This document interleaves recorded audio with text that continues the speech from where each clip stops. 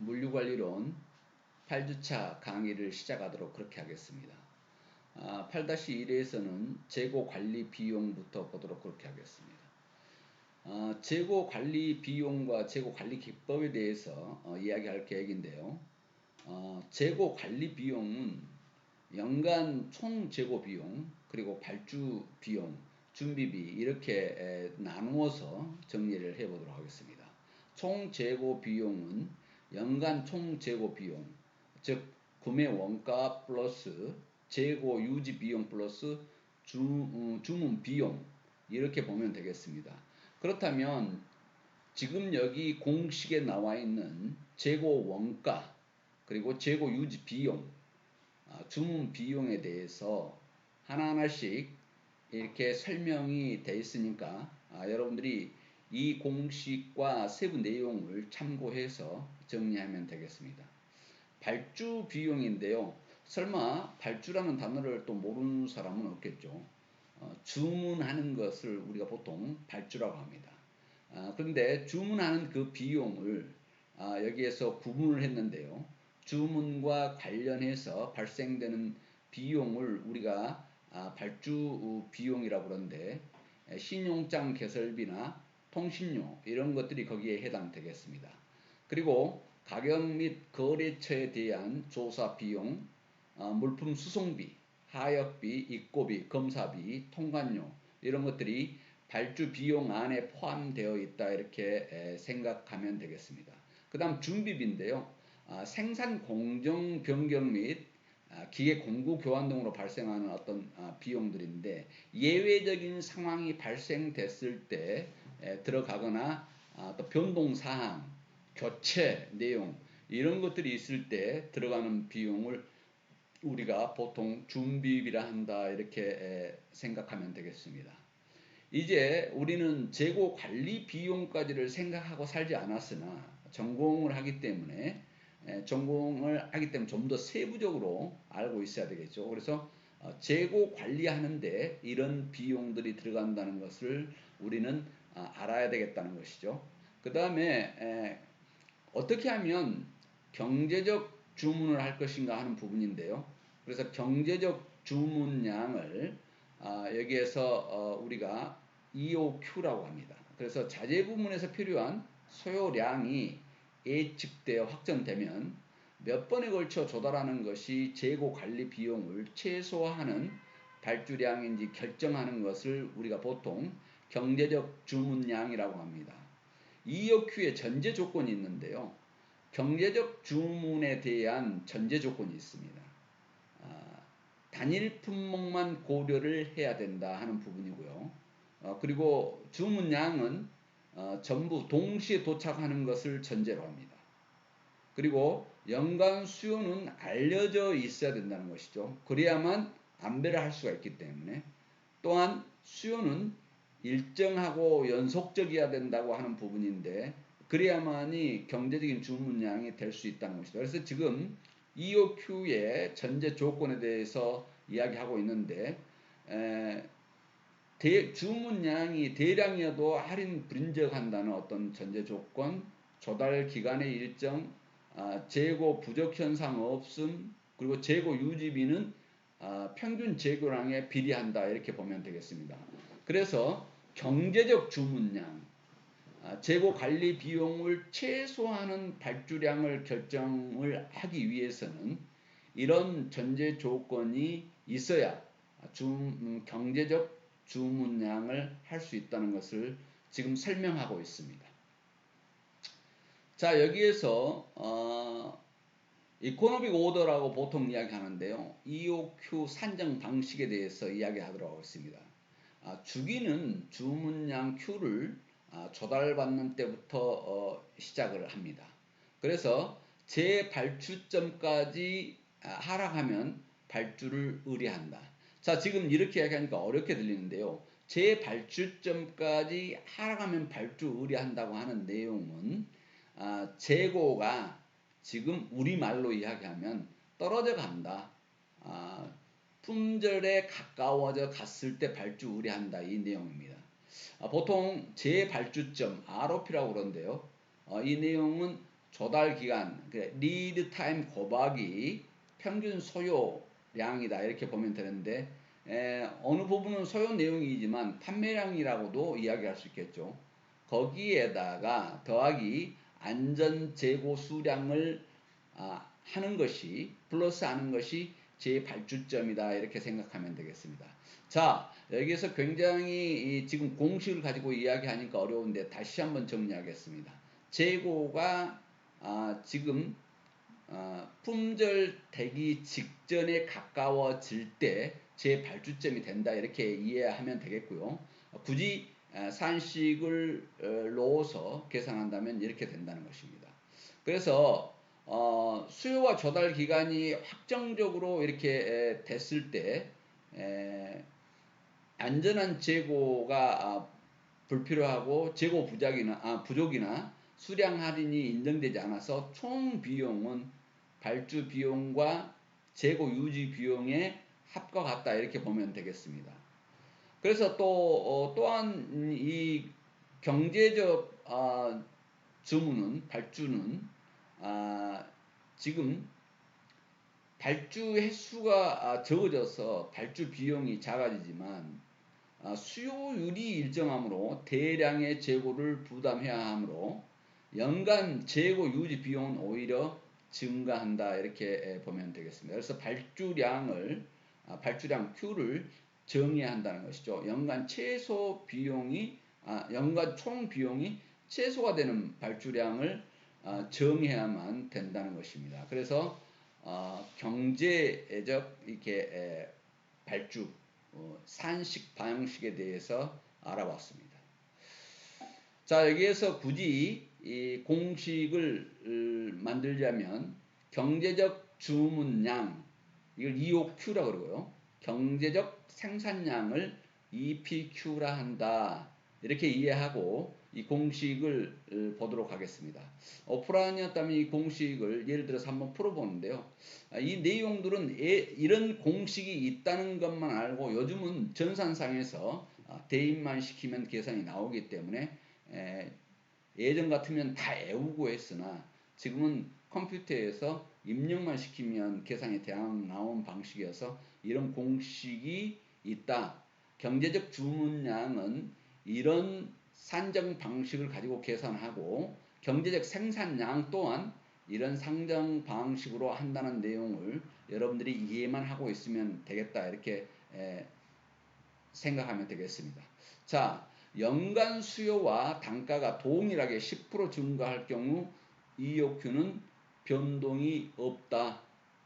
단가는 동일하고 발주 비용이 2배, 수요량이 2배 증가할 경우 EOQ는 2배 증가한다. 예를 들자면 이런 EOQ 산정 방식에 의해서 했을 때 이런 예를 볼 수가 있습니다. 그래서 지금 연간 총 비용이 최소가 되는 발주량 Q에 대한 내용을 여기에서 공식을 정해놨는데요.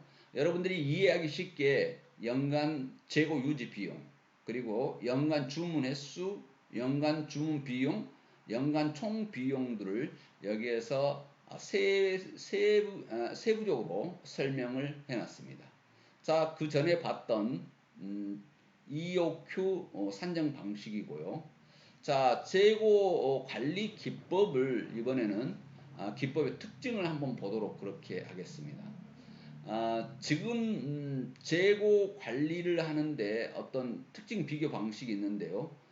수요 변동, 수요 예측, 그리고 소비 금액, 품목 수량, 수주량, 그리고 발주 시기, 조달 기간, 이 내용들을 정기 발주 방식일 때와 정량 발주 방식일 때, 그리고 TWOB 아니라고 하는데 투빈 방식일 때 ABC 관리법일 때에 따라서 그 내용을 구분해서 여기에서 표로 정리해 놨습니다. 그래서 예를 들자면 수요 변동이 있을 때 정기 발주 방식은 그 내용이 크다, 고정화됐다, 또 수요 예측에서는 특히 중요하다, 과거 실적 기준으로 가야 된다, 뭐 이런 내용들을 다 정리했고요. 투빈 방식 이 내용들은 모아서 포괄적으로 정리해 놨습니다. 그래서 이 표를 보면서 정리를 우리가 해보고 재고 관리 기법의 특징들을 이렇게 볼 수가 있다는 것인데요. 전기 발주 방식으로 할 것인가, 정량 발주 방식으로 할 것인가, 투빈 방식으로 할 것인가, ABC 관리법으로 할 것인가 하는 부분은 각 기업마다 그 기업의 제품이나 서비스 그리고 상황에 따라서 유리한 방법을 결정을 해서 재고 관리를 했을 때 효율적인 관리가 될 것이다. 이렇게 이야기할 수 있겠습니다.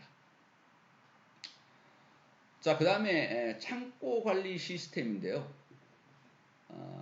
여기에서 지금 웨어하우스 매니지먼트 시스템이라고 보통 이야기합니다만은 재고 관련 기능, 그리고 주문 관련 기능, 출고, 그리고 관리 관련 기능 등 마지막에는 인터페이스 기능까지 이 창고 관리 시스템의 기능이 있습니다.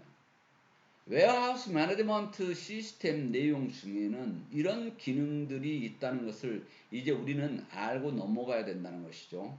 당연하게 그냥 창고는 상품을 넣었다 빼는 것이 아니라 재고, 주문, 출고, 관리, 인터페이스 기능까지 이 내용까지의 기능들이 안에서 움직이고 있어야 합리적인 재고 관리가 이루어질 수 있다 이렇게 보면 되겠습니다.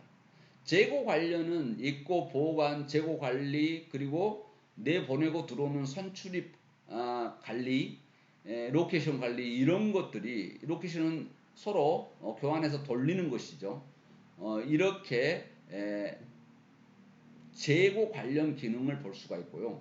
주문 관리는 소팅인가 피킹인가 자동 발주 시스템인가 주문 진척도 관리 뭐 이런 내용들 주문 관련에 대한 내용을 또 우리는 기능에서 볼 수 있다 이렇게 보면 되겠습니다. 출고 관련 기능에는 수배송 관리, 최저급 배차 스케줄 뭐 이런 것들이 크로스토킹 뭐 이런 것들이 출고 관련 기능이다 이렇게 보면 되겠습니다. 관리 관련 기능은요. 말 그대로 관리인데요. 인력 관리, 물류 단지의 지표 관리, 실물과 정보의 일치성 보장, 물류 장비의 생산성, 자동 분석 시스템 관리 이런 것들이 관리 관련 기능이다 이렇게 보면 되겠습니다. 인터페이스 기능은 한 곳으로 모든 것을 관리하기 위해서 전산화된 내용으로 정보화 시켜 놓은 것을 보통 인터페이스라고 하는데요. 창고 관리 시스템에 인터페이스 기능이 있느냐 없느냐에 따라서 선진화되어 있느냐 선진화되지 않았느냐에 따른 기준이 될 수 있을 정도로 아주 중요한 내용이다 이렇게 보면 되겠습니다. 그래서 인터페이스 기능은 무선 통신이 되어 있는가, 자동 인식을 하고 있는가, 그리고 자동화 설비 제어가 되어 있는가, 또 단지에 실시간 정보화 체계가 이루어져 있는가, 요즘은 음성인식 기술을 활용하고 있는가, 자동, 반자동, 완전 자동식 운영 이런 내용들을 활용하고 있는 내용들 이것을 하나의 기능이라고 보면 되겠습니다. 그래서 우리가 알고 있는 창고 개념 이 내용은 그냥 상품을 놓다 뺐다 하는 것인데요. 대형 물류가 움직였을 때는 웨어하우스 매니지먼트 시스템이라고 하는 이 관리 시스템이 운영되고 있어야만 가능하다고 하는 것을 이제 우리는 알고 있어야 되겠다 하는 내용입니다. 자, 그래서 이렇게 웨어하우스 매니지먼트 시스템을 움직였을 때 운영을 했을 때 어떤 효과가 있는가 하는 내용을 여기에서 나열해 놨는데요. 재고가 정확하겠죠. 재고 정확도에 도움을 주고요.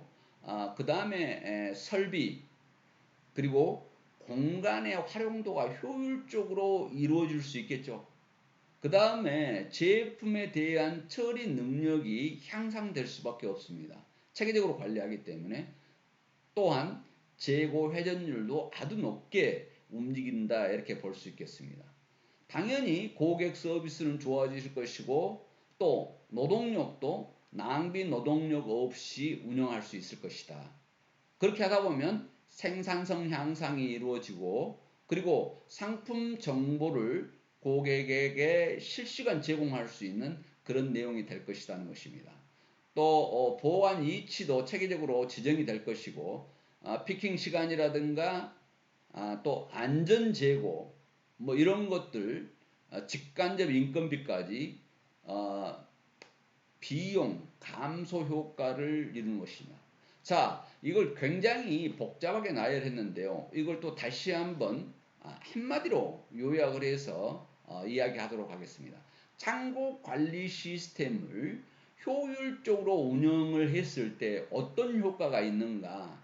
이렇게 했을 때 궁극적으로 이 다양하게 예시를 들어놓은 내용을 한마디로 이야기하자면 비용 감소 효과다. 이렇게 보면 되겠습니다. 자, 그러면 창고 관리 시스템의 효과는 무엇인가? 그러면 비용 감소 효과다 하는 내용인데 그러면 비용 감소 효과라고 정의하지 왜 이렇게 복잡하게 적어놨을까요? 왜냐하면 재고 정확도라든가 설비 공간 활용도 이런 내용들이 세부적으로 활용도가 좋아지고 제품 처리 능력이 좋아지고 재고 회전율이 좋아져간 이런 내용들이 모아서 비용 감소 효과가 일어나기 때문에 전공을 한 사람으로서는 이 내용을 알고 있어야 된다고 하는 것입니다. 자, 그래서 전사적 자원 관리가 이루어져야 되는데요.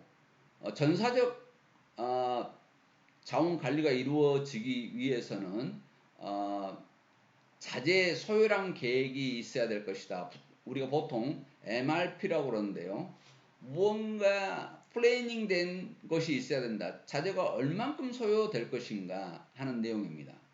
그래서 제품의 생산 계획 수량을 기초로 해서 제품 생산 계획의 수량이 있겠죠. 그 수량 몇 개를 생산할 것인가에 기초로 해서 원자재, 부품, 공정품의 소요량을 자동 계산하고 그렇게 해서 효율적 재고 관리를 모색하는 것.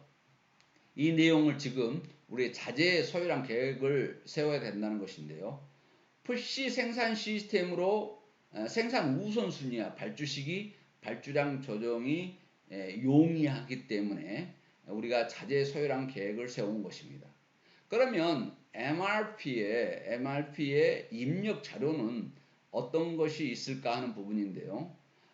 우리가 MPS라고 그렇습니다만은 이 내용은 주 일정 생산 계획입니다. 그래서 마스터 프로덕션 스케줄이라고 보통 우리가 이야기하고 있죠. 주 일정 생산 계획하고 그리고 자재 명세서가 있겠죠. BOM이라고 우리 약자를 많이 쓰고 있는데요. 그 다음에 재고 기록철 MRP 프로그램이 있어야 되겠죠. 그럼 리드 타임 이런 것들이 주로 발주 주요 입력 자료들이다 이렇게 생각하면 되겠습니다. 당연히 이 MRP 프로그램이 있어서 이런 내용들을 입력해서 인풋가 있는 다음에 거기에서 가공된 자료가 아웃풋으로 나와서 관리자가 판단할 수 있게끔 만드는 것이 자재 소요량 계획이다. 이렇게 알고 있으면 되겠습니다. 자, 여기에서 지금 MRP라고 하는 내용은 이 계획을 세우는 것을 부분 부서가 아니라 전사적 자원 관리다 이렇게 이야기를 했는데요. MRP2는 제조 자원 계획을 우리가 MRP2라 한다 이렇게 생각하면 되겠습니다. 생산 자원의 능력 소요 계획하고 일정 계획 수립을 위한 제조 자원 계획으로 생산 자원의 투입을 최적화해서 생산성 향상을 목적으로 하는 시스템이다 이렇게 보면 되겠습니다. 궁극적으로 다시 말해서 한마디로 이야기하자면 생산성 향상을 목적으로 하는 시스템이 MRP2 시스템이다. 제조 자원 계획이다. 이렇게 생각하면 되겠습니다. 지금 전사적 자원 관리라는 내용을 이야기를 계속 했었는데요. 이 내용은 지금 ERP라는 내용을 여러분들이 많이 들어본 적이 있을 것입니다. 여기에는 ERP에는 생산 물류뿐만이 아니라 영업과 관련된 것 그리고 인사관리까지 이 내용이 들어가 있습니다. 그래서 영업하는 데 필요도 하지만 인사관리에서 직원들의 급여, 보너스, 뭐 세금 이런 것까지도 전사적 자원관리 ERP에 들어있다 이렇게 보면 되겠습니다. 그래서 엔터프라이즈 리소스 플래닝이라고 하면 전사적 자원관리 그렇게 해서 생산 물류만 아니라 영업, 인사, 회계관리 지원 프로그램이다 이렇게 보면 되겠습니다. 그래서 기업 내부 통합의 한계점에 이루었던 것을 ERP 프로그램 하나를 가지고 전사를 운영할 수 있는 그런 내용을 볼 수 있습니다. 그래서 전사적 자원 관리라고 하는데 여기 내용에 생산뿐만 아니라 영업 그리고 인사부터 시작해서 회계관리 지원 프로그램까지 들어있다고 하는 부분인데요. 영업이라고 하는 부분은 생산은 생산이라고 하는데 영업이라고 하는 부분은 뭐가 있을까요? 발주 관리까지도 이 프로그램 안에 들어있다는 것입니다. 주문, 출하 이런 내용까지가 이 ERP 시스템 안에 들어있습니다. 인사는 조금 전에 이야기했죠. 인건비부터 시작해서 하는데 회계관리 시스템이라고 하는 부분은 세금 정산에 이르는 그러니까 그 기업의 이익이 남고 손익과 관련된 손해를 받거나 하는 손익과 관련된 회계 관리까지도 가지만 세무 지원까지 가능할 수 있는 프로그램이다. 이렇게 보면 되겠습니다. 교수가 여기에서 ERP에 시간을 지체하면서 지금 엔터프라이즈 리소스 플래닝에 대해서 계속해서 이야기를 중복적으로 강조하고 있는 이유는 뭘까요? 굉장히 이 ERP 프로그램이 기업에서 효율적으로 사용하고 있다고 하는 부분입니다. 그 전에는 ERP 프로그램을 별도로 교육을 받아서 일부 자격증을 따야 되고 하는 부분이 있었는데요. 지금은 기업에서 그냥 이 ERP 프로그램은 상식선에서 움직이는 곳이 많습니다. 자, 또 예전에는 ERP 프로그램이 굉장히 오래전에 나왔음에도 불구하고 전산화에 대한 마인드가 약해서 이미 만들어져 있음에도 불구하고 사용하지 않고 그대로 가지고 있다가 그냥 불편하니까 프로그램은 있으되 수기로 작성하는 내용들을 종종 볼 수 있었는데요. 지금 전산화되고 또 직원들의 학력 수준도 높아지고 또 전산, 정보력에 대한 정보 능력에 대한 정보 처리 능력에 대한 마인드가 형성이 된 다음부터는 이걸 사용을 하는 게 더 편하다는 것을 많이 느끼고 있기 때문에 지금은 굉장히 확산되어 있고 또 이보다 더 나은 프로그램이 있어서 대체하는 경우도 예외적으로 지금 계속해서 발생이 되고 있다 이렇게 보면 되겠습니다. 어찌됐든 중요한 것은 지금 이 앞전 페이지에서 이야기했듯이 MRP는 자재 소요량 계획이지만 MRP2는 제조 자원 계획을 세우는 것인데 ERP란 전사적 자원 관리다. 그래서 지금 제조와 관련된 내용을 보통 MRP라 하고요. 전사적 자원 관리를 ERP라 한다. 이렇게 생각하면 되겠습니다. 그러면 여기에 지금 ERP 안에는 어떻게 보면 MRP의 내용들이 포함이 되어 있는 부분이 상당히 있다 이렇게 봐도 과언이 아닙니다. 왜냐하면 전사적 관리이기 때문에. 그래서 엔터프라이즈 리소스 플래닝 이 내용은 굉장히 우리가 이해하고 가야 될 중요한 키워드다 이렇게 생각하면 되겠습니다. 자, 지금 오늘 수업했던 내용들 중에 지금 재고 관리 부분에 대해서 오늘 이야기했습니다. 여러분이 생각했을 때 재고 관리는 아주 간단하다고 이렇게 생각했을지 모르지만 전문적이고 체계적인 내용으로 갔을 때는 재고 관리 비용을 생각해야 되고, 그렇게 하기 위해서 최적의 재고 관리를 가져가기 위해서는 재고 관리 기법이 들어가야 되고, 거기에 대한 특징들을 비교를 해서 발주 방식들을 어떤 방식을 썼을 때 자사의 최적의 재고 관리 기법을 적용할 수 있을 것인가 하는 부분을 생각할 수 있을 것입니다. 또한 창고 관리가 그냥 상품을 넣고 빼는 줄 알았는데 이렇게 다양한 관련 기능들이 있구나 하는 것을 우리는 볼 수 있었습니다. 그래서 WMS, 지금 이런 단어들은, 약자들은 여러분들이 기억을 하고 있으면 좋고, 나중에 지금 수업을 듣는 동안에 이해가 빠질 것입니다. 그래서 WMS, Warehouse Management System 이렇게 이야기하지 않습니다. WMS 이렇게 나오고, 그 다음에 창고관리 시스템 효과에 대해서 이야기했습니다만, 자재 소요량 계획, 그러면 머터리얼 이렇게 나간 게 아니고 MRP 이렇게 나갑니다. 그래서 MRP라는 단어는 자재 소요량 계획의 약자다 이렇게 생각하시고요. ERP는 전사적 자원 관리다. 엔터프라이즈 리소싱 플래닝이다 이렇게 이야기하지 않습니다. ERP 이렇게 나가기 때문에 전사적 자원 관리다 이렇게 해서 이 단어들, 이니셜들을 기억하고 있어야 다음 수업을 듣는데 원활하게 들을 수 있겠다 이렇게 생각합니다. 여러분들과 약속 시간이 됐으므로 8-1 재고 관리 부분에 대해서는 여기서 수업을 마치도록 하겠습니다. 여러분 비대면 수업 듣느라고 대단히 수고 많았습니다.